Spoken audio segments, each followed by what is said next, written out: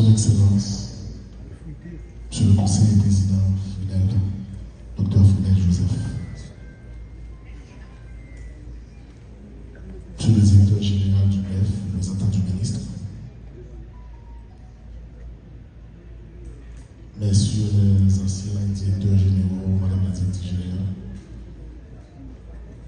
chers directeurs généraux, représentants des forces publiques TNH et FADH, Mesdames, Messieurs, chers collègues et employés de l'OAVCT, Mesdames, Messieurs, en vos rangs, titres, grades, tout protocole réuni.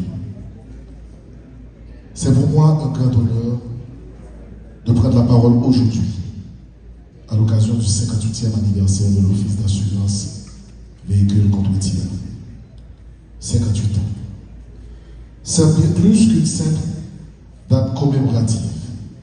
C'est l'histoire d'une institution qui, depuis 21 septembre 1967, joue un rôle majeur dans la vie nationale. Lorsque le décret fondateur a institué l'OAVCT, la vision était claire. Créer un organisme capable de garantir la responsabilité civile automobile, de protéger les victimes d'accidents et d'apporter une contribution essentielle à l'ordre public. Aujourd'hui encore, cette mission demeure d'actualité. L'OAVCT est une institution au cœur de la société haïtienne. Elle n'est pas simplement une administration, elle n'est pas seulement une administration technique, elle est un service public vital. Elle est ce filet de sécurité qui permet aux victimes d'accidents d'obtenir réparation. Elle est aussi un acteur de régulation qui contribue à instaurer plus de discipline sur nos routes et renforcer l'autorité de l'État. Mesdames et messieurs, depuis 7 mois, j'ai eu l'honneur de recevoir la confiance du conseil présidentiel de transition et du chef de gouvernement pour diriger cette noble institution. Dès mon arrivée, j'ai pris conscience à la fois de l'ampleur des défis et du potentiel immense qui sommeille dans l'OAVCT. Nous avons donc engagé une série d'actions concrètes, centrées autour de 3 axes. La modernisation des services. L'OAVCT est engagée dans une transformation profonde. Nous avons décidé de rompre avec les lenteurs, les retards et les faiblesses qui trop longtemps ont miné la confiance des assurés. Un effort particulier est en cours pour assainir le traitement des dossiers et réduire de manière décisive les arriérés accumulés au fil des ans. Notre objectif est clair, une administration plus réactive, plus efficace, plus saine, qui répond sans délai aux besoins légitimes de la population. Mais nous ne nous arrêtons pas là. Nous avons ouvert le grand chantier de la digitalisation, car au XXIe siècle, rapprocher l'OAVCT des citoyens, c'est briser les barrières bureaucratiques, c'est simplifier les démarches, c'est permettre à chacun d'accéder aux services de manière rapide, transparente et fiable. Bientôt, l'Office ne fera plus une institution lourde et distante, mais un partenaire accessible à portée de main. Dans cette perspective de modernisation, l'OAVCT prépare une avancée décisive. Nos experts travaillent sur un projet de digitalisation de la carte d'assurance qui permettra, grâce à un simple scan, d'accéder immédiatement à tous les services essentiels relatifs au véhicule, à son conducteur et à son propriétaire. Cet outil ne sera pas seulement un gain d'efficacité administrative, il constituera un instrument stratégique de sécurité nationale en rendant chaque véhicule traçable et chaque propriétaire identifiable. Parallèlement, nous œuvrons à inscrire Haïti dans une dynamique de coopération régionale.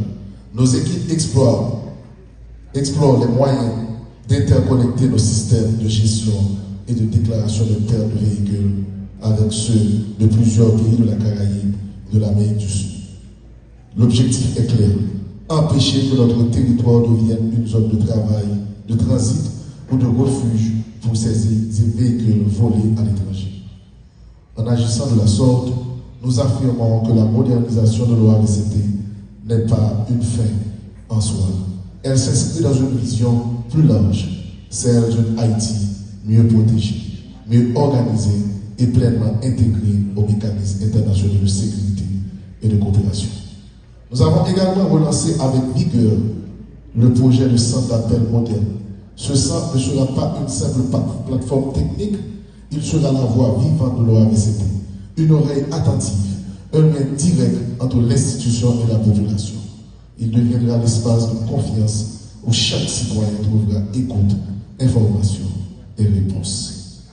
Aussi, parce qu'une institution forte se bâtit d'abord sur des femmes et des hommes compétents, nous avons créé l'école de l'OAVCT.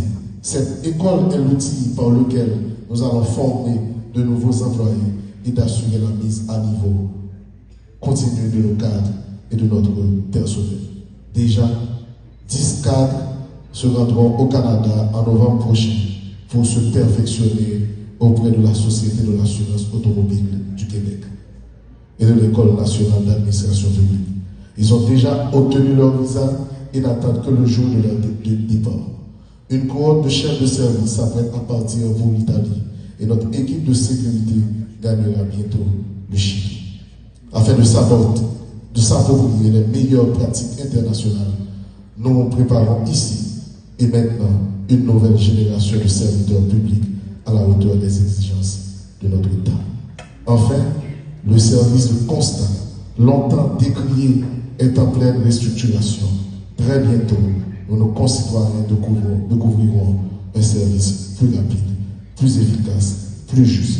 C'est aussi tangible que la réforme n'est pas un mot, mais un acte. L'assainissement et la transparence. L'OAVCT a pris un engagement clair, ferme et irréversible.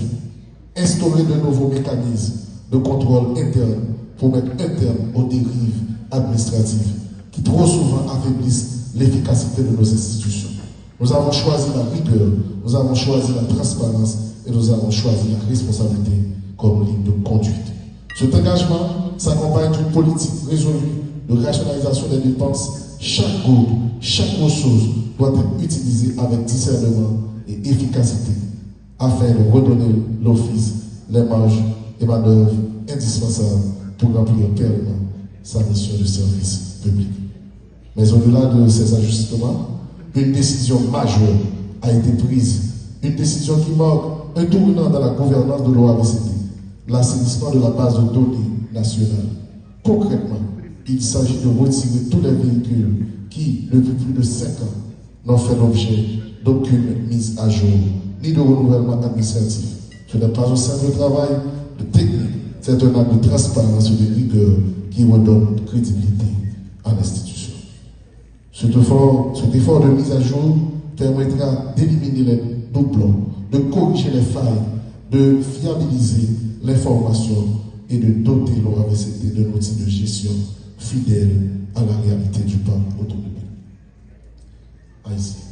En agissant ainsi, nous affirmons notre volonté d'ériger une administration moderne, responsable et digne de la confiance du peuple.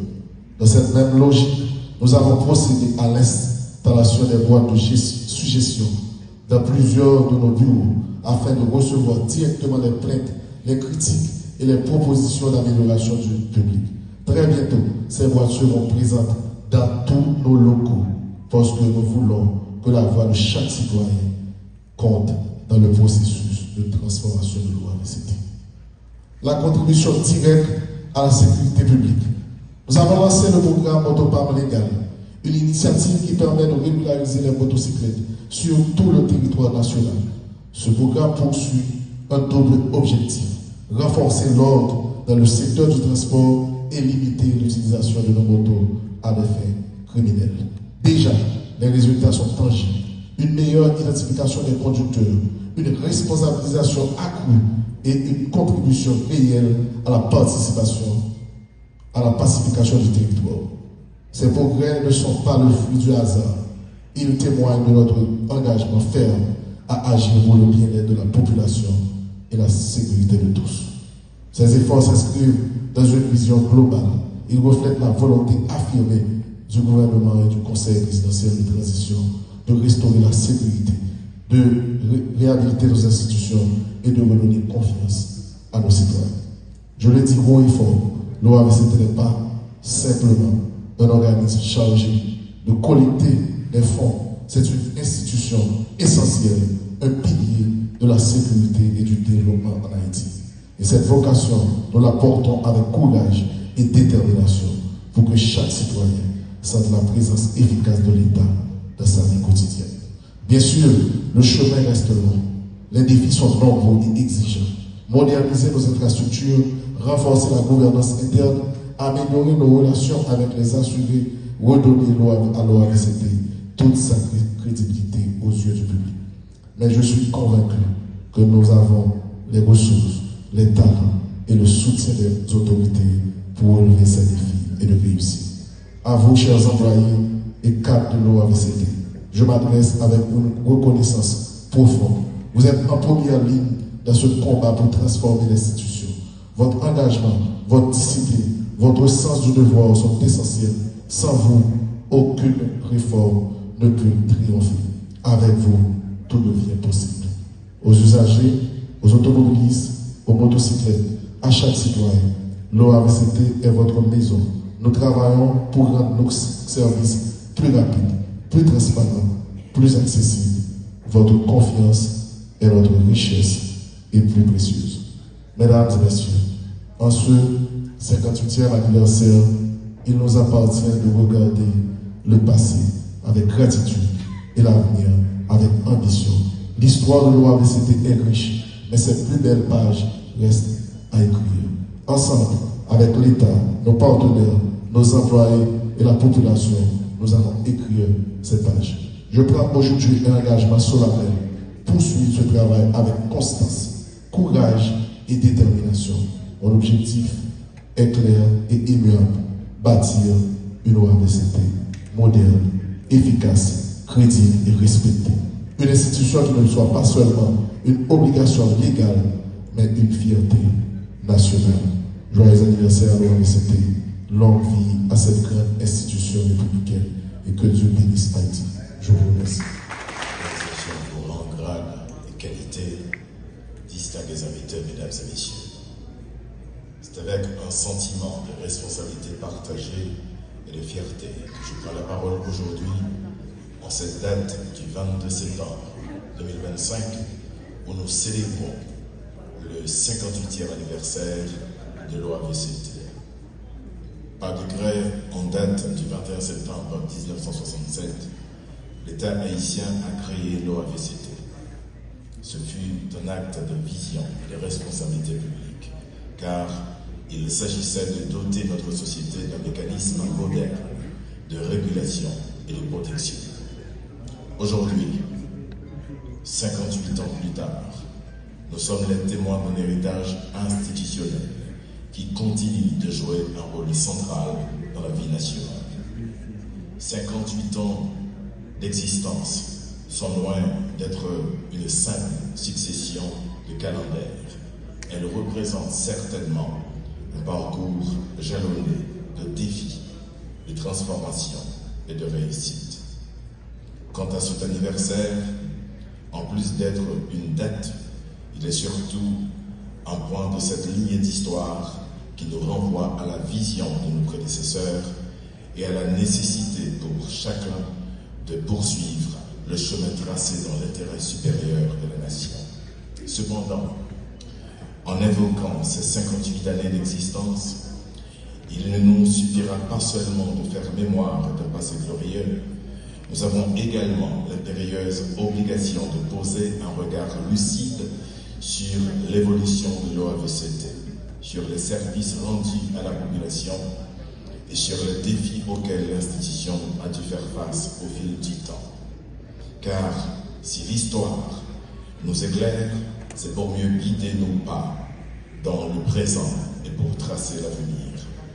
Mesdames et messieurs, depuis sa création, l'OAVCT s'est imposé comme un pilier essentiel dans deux domaines cruciaux, la sécurité routière et la protection sociale. En effet, en garantissant un cadre légal et sécuritaire aux usagers de la route, en offrant une protection indispensable aux victimes d'accidents et en contribuant à la sécurité publique, l'OAVCT s'affirme comme un acteur stratégique du bien-être collectif. Son action dépasse le simple cadre administratif. Elle touche directement la vie des familles, la stabilité des communautés et la confiance des citoyens dans leurs institutions.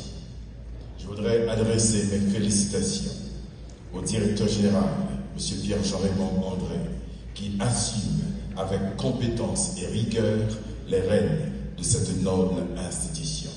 Monsieur le directeur général, votre dynamisme, votre sens de l'organisation et votre engagement en faveur de la modernisation de l'OAVCT sont remarquables. En droite ligne de la politique générale du gouvernement, ces actions contribuent à la modernisation de nos institutions. Chaque pas vers plus de transparence, d'efficacité et de proximité avec la population est une victoire collective.